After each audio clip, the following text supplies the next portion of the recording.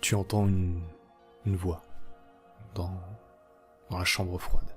Tu t'approches doucement. Quelqu'un tape contre la porte, violemment, frénétique. Il a l'air d'avoir peur. Non mais les gars, s'il vous plaît, laissez-moi sortir, c'est bon, ça va pas du tout là, il faut que je sorte. Mais Nicolas, c'est bon, fais du jeu de rôle, sois un peu roleplay quoi. Et essaie de faire au moins un effort, parle à travers ton personnage. C'est clair là, on joue, c'est sérieux, on parlera après. Non mais les gars, j'ai vraiment froid là, s'il vous plaît arrêtez, laissez-moi sortir. Bon maintenant t'arrêtes, de toute façon la partie elle est bientôt terminée, t'as tout foutu en l'air. Non mais les gars, Nicolas, ça va? Bonjour à tous et à toutes et bienvenue sur le Bon MJ. Dans cette vidéo on va parler un petit peu de la peur dans le jeu de rôle. Essayer de faire peur à ses joueurs. Parce que attention, il y a une différence entre faire peur à ses joueurs et à ses personnages, et là on va vraiment essayer de faire peur à nos joueurs. Je sais qu'il y a des gens qui n'aiment pas se faire peur dans le jeu de rôle. Moi je trouve que ça peut être marrant si tout le monde est consentant et on va en parler. Le premier truc pour moi que j'ai remarqué quand j'ai fait des scénarios d'horreur, en général sous forme de one shot, c'est que il est important de poser l'ambiance, que l'horreur ça se prépare quoi. Il faut la peur, il faut la faire mijoter un petit peu.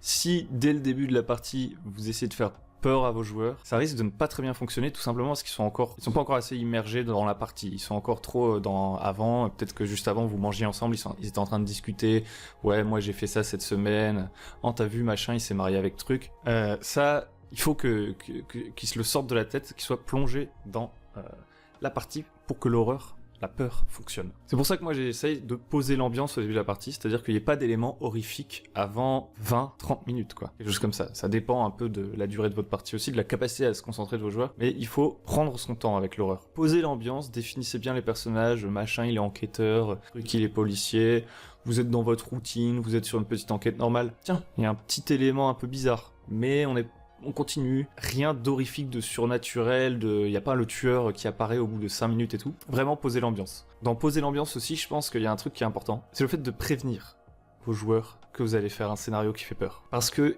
ils ont le droit d'être prévenus, vos joueurs. Peut-être qu'ils vont trouver ça pas fun du tout de jouer un scénario horrifique, surtout si vous avez prévu de leur faire peur à eux. Pas seulement de raconter une histoire, une sorte de fiction, d'essayer de créer un film d'horreur. Non, vous essayez de faire peur à vos joueurs directement, là, pour qu'ils aient une sorte de sentiment d'être leur personnage, de synesthésie, si vous voyez ce que je veux dire. Donc il faut qu'ils soient prévenus, tout le monde n'a pas envie de se faire peur. Et comme vous avez très peu de ressorts pour faire peur à vos joueurs en réalité, parce que ça reste une partie de jeu de rôle autour d'une table, vous allez devoir utiliser des artifices, etc. Peut-être essayer de les faire sursauter, et il vaut mieux qu'ils le sachent, quoi. Donc prévenez-les, je pense que c'est important. Dans poser l'ambiance, je pense que plus que jamais, la musique, pour moi, alors tout le monde n'aime pas jouer en musique, mais moi j'aime bien, la musique est capitale, à mon avis, pour un scénario d'horreur. Même si ça doit juste être tout petit bruit de fond, de rien du tout, juste un son d'ambiance, pas une vraie musique. Il faut un tout petit peu de son comme ça, et il faut pas la mettre trop fort. Ça, c'est la technique. Faut pas la mettre trop fort. Comme ça, s'il y a des petits bruits, par exemple, un truc qui tombe dans la pièce et tout, pendant la partie, vos joueurs, ils vont l'entendre, et si la tension est déjà élevée, si, je sais pas, il y a un livre qui tombe derrière eux, ils vont avoir super peur, et vous aurez rien mieux à faire. C'était un coup de chance, et ce sera excellent.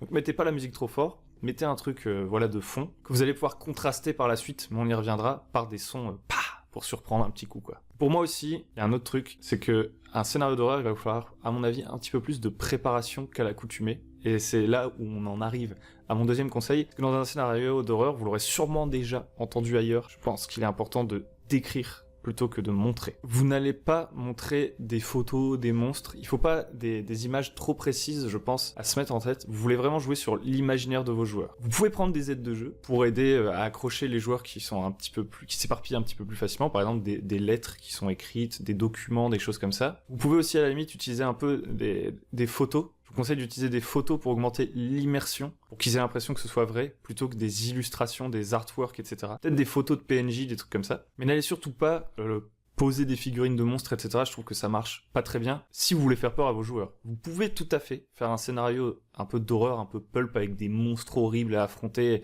dans des temples oubliés ou dans un manoir hanté et tout. Et dans ce cas-là, mettre des pions et tout. Je sais pas, par exemple, si vous jouez à Chronique oubliée, Cthulhu, j'en sais rien. Mais dans l'idée de faire peur à vos joueurs, il faut qu'ils aient à s'imaginer les monstres. Et c'est là où vous allez avoir un travail supplémentaire pour décrire, je pense, et que, du coup, votre scénario va demander plus de préparation. Surtout si vous avez du mal, à construire vos propos on the fly, à la volée. Vous voulez utiliser des mots plus compliqués que d'habitude. En fait, vous voulez pas que les PJ se figurent la scène pour prendre des décisions facilement et pour jouer vite. Au contraire, vous voulez décrire de manière un petit peu plus floue que d'habitude, etc., les monstres, pour que tout le monde puisse se les imaginer un peu dans sa tête de manière différente, etc., et donc se faire peur à lui-même, en fait, que les joueurs se fassent peur à eux-mêmes en imaginant le pire. Donc plutôt que de dire par exemple, vous arrivez dans un manoir qui est entouré d'un jardin à la française un petit peu, il y a une petite route de gravier, la voiture avance, roule sur ce jardin, vous arrivez à l'entrée, il y a un majordome qui arrive et tout, donnez beaucoup d'éléments factuels comme ça, vous voulez des trucs plus d'ambiance et tout, donc peut-être un texte un peu plus construit. Donc là, je vais m'y essayer sans avoir fait de texte. Par exemple, vous allez dire, ça fait désormais 20 minutes que vous roulez, que vous avez quitté la ville et que vous vous plongez dans la campagne. Au début, vous étiez sur les grandes routes,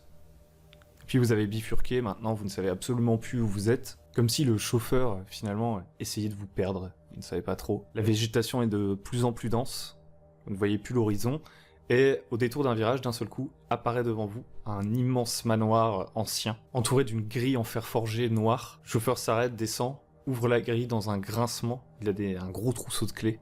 Il remonte dans la voiture, il redémarre le moteur. Pendant un moment, le moteur ne fonctionne plus. Il peste un peu, il tape sur le volant, et finalement, pouf, le moteur tout saute, la voiture rentre dans la propriété. Et là, vous entrez dans un jardin à la française, parfaitement entretenu, vous n'avez jamais vu ça. Le bâtiment vous semble immense, comme s'il avait été bâti par une créature cyclopéenne. C'est un lieu d'une authenticité incroyable qui contraste complètement avec la ville d'où vous venez, où il y a beaucoup de bruit, etc. Ici, le calme est complet, le silence est même pesant, et quand la voiture s'arrête, vous avez l'impression d'être sourd. Voilà, je sais pas. Mais en gros, vous voyez où je veux en venir, il faut mettre un peu plus de détails.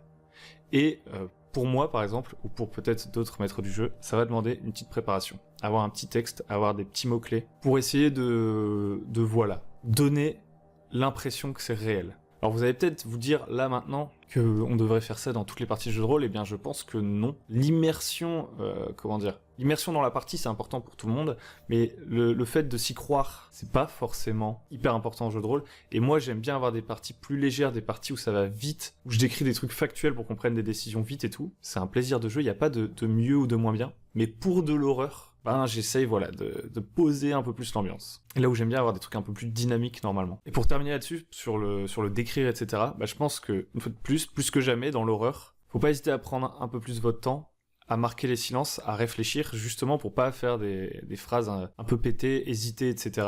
Marquer les silences, ça va alourdir un peu l'ambiance. Troisième conseil, c'est l'imprévisibilité. Donc l'imprévisibilité, pour moi, c'est la surprise. En fait, on a dit au début, vous devez prévenir vos joueurs que ça va être un scénario d'horreur. C'est important. Et là, vous pourriez vous dire, oui, mais si je les préviens, je pourrais pas leur faire peur, ils vont s'attendre à tout. Alors déjà, c'est faux. Dans un train fantôme ou quand on va voir un film d'horreur, on sait qu'on va voir un film d'horreur et on se fait peur quand même parce qu'on sursaute, tout simplement. Et c'est assez important. Ou alors, on a des pics de tension qui sont cassés. Ça, c'est assez marrant. En gros, l'idée, c'est que si vos PJ, ils entrent dans un manoir de nuit, etc., souvent, ils vont s'attendre à ce qu'il y ait un truc horrible qui se passe. Donc la tension va monter progressivement. En fait, vous allez coup du lapin sur la tension.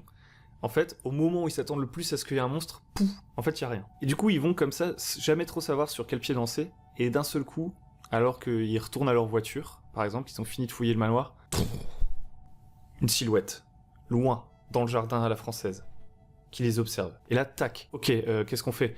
Il y en a peut-être un qui va dire, ok, je lui cours après et tout. Vous allez dire, tu cours, la silhouette ne bouge pas. Tac, tu trébuches, face contre terre, tu relèves la tête. La silhouette a disparu. Vous allez jouer sur la perception qu'ils ont de l'univers. Essayez de casser leurs repères, en fait. C'est un peu le truc du chat à la Matrix, l'exemple hyper courant. Le chat passe une première fois, puis il passe une deuxième fois, et là, vos PJ disent, il y a un bug dans la matrice. Vous essayez comme ça de perturber un peu leur sens, mais ne le faites pas trop non plus. Si vous faites ça pendant toute la partie, ça devient prévisible, ça ne fonctionne plus, et ça devient juste un truc absurde, en fait, où on ne sait jamais ce qu'on doit faire. Et du coup, il n'y a plus trop de plaisir de jeu, et ça devient un plaisir un petit peu, peut-être, égoïste de maître du jeu que d'emmerder ses joueurs, finalement. Donc il faut savoir jouer entre les deux. Et après, pour faire sursauter les joueurs, rien de tel que du son, tout simplement. Donc on avait dit une musique lente, etc., de basse intensité, et en fait vous allez peut-être mettre une musique beaucoup plus forte d'un seul coup, ou taper sur un truc, vous prévoyez un objet à faire tomber n'importe quoi, et ça va... Ah, il nous a bien nus, hein. Ça va faire un petit peu peur. Vous pouvez mettre, par exemple, c'était une idée que j'avais vue dans Rollist TV, je crois, et que j'avais utilisée, moi, c'est genre, vous mettez une enceinte derrière les joueurs, et vous l'allumez d'un seul coup avec un bruit qui fait peur, etc. Jouez un peu sur la spatialisation du son, c'est assez sympathique. D'ailleurs, si vous avez des sons d'ambiance qui sont pas purement des trucs tout lents, par exemple, qu'il y a parfois des petits éléments, genre quelqu'un qui tousse dans un son d'ambiance, un chariot qui roule dans un couloir si c'est un son d'ambiance d'asile, etc. N'hésitez pas à jouer sur ces sons, à décrire au moment où vous entendez ces sons un truc qui se passe. Et là, vos joueurs ils vont se dire waouh, alors qu'en fait, c'est vous qui, après avoir entendu le son, construisez dessus. Donc voilà un peu pour gérer l'imprévisible, vous rendre imprévisible et faire sursauter vos joueurs. Et mon dernier conseil, c'est tout simplement que si vos PJ rigolent et ne sont pas très concentrés, n'est pas grave. Parce que tout simplement, en fait, le rire, c'est un des meilleurs moyens de se protéger lorsqu'on a peur. De rire nerveusement, de rire pour relativiser, etc. Donc, à moins qu'ils soient en total fou rire et qu'à chaque fois que vous disiez quelque chose, ils disent « trop drôle ». S'il y a du rire à un moment, etc., c'est pas grave. On joue pas juste pour angoisser et passer un moment horrible. Il va y avoir des moments drôles. Par exemple, peut-être que vous allez essayer de faire un effet qui fait un peu peur, que personne ne va sursauter, tout le monde va rigoler en mode « tu croyais que t'allais nous avoir comme ça ?» Là, vous faites « bon, ok, vous m'avez bien eu, etc. » Et en gros, quand les gens sortent de la partie comme ça, qui rigolent un petit peu, bah faut pas hésiter à attendre, à temporiser. Vous remettez des descriptions un peu plus lentes, vous redescendez le rythme, vous attendez que tout le monde se calme, limite vous faites une pause, et puis vous reprenez ensuite quand tout le monde est sérieux. Et d'ailleurs, votre but c'est pas de traumatiser vos joueurs, c'est de leur faire vivre des émotions, un peu de stress. C'est même pas de la vraie peur. Vous pouvez pas vraiment leur faire peur, sinon je pense que c'est que vous êtes allé trop loin. Si vraiment vous leur avez fait beaucoup trop peur et qu'ils ne veulent plus jouer, ou qu'ils ont peur de vous en tant que personne, c'est que vous êtes allé trop loin. Donc voilà, rappelez-vous, c'est un jeu, vous voulez jouer sur l'essence, sur le stress. Et si les gens rigolent, c'est pas grave. C'est tout pour moi, pour cette vidéo sur la peur qui est plus longue que ce que je pensais, je me suis un peu perdu. Si la vidéo vous a plu, n'hésitez pas à liker, à vous abonner, à la partager. Dites dans les commentaires des trucs que vous avez déjà utilisé, des petits trucs et astuces pour faire peur à vos joueurs. Moi je trouve que là, le stress, pas vraiment la peur, vous m'avez compris si vous avez écouté la vidéo, c'est un truc assez facile à faire, à créer chez les joueurs, surtout en présentiel. À distance, je sais pas trop, j'ai pas fait d'horreur à distance. Donc voilà, n'hésitez pas dans les commentaires à dire ce que vous en pensez. Si vous êtes un maître du jeu débutant, vous pouvez vous rendre sur le site où il y a un guide du maître du jeu débutant, le lien est dans la description. Et que vous soyez débutant ou non, vous pouvez aussi vous rendre sur le site pour télécharger le culte des songes qui est justement une sorte de scénario d'horreur que vous pourriez faire jouer. Si vous téléchargez un de ces deux trucs, vous allez ensuite recevoir par mail la gazette avec des nouvelles de la chaîne, etc. Voilà, c'est tout pour moi. Je vous dis à très bientôt sur le bon MJ et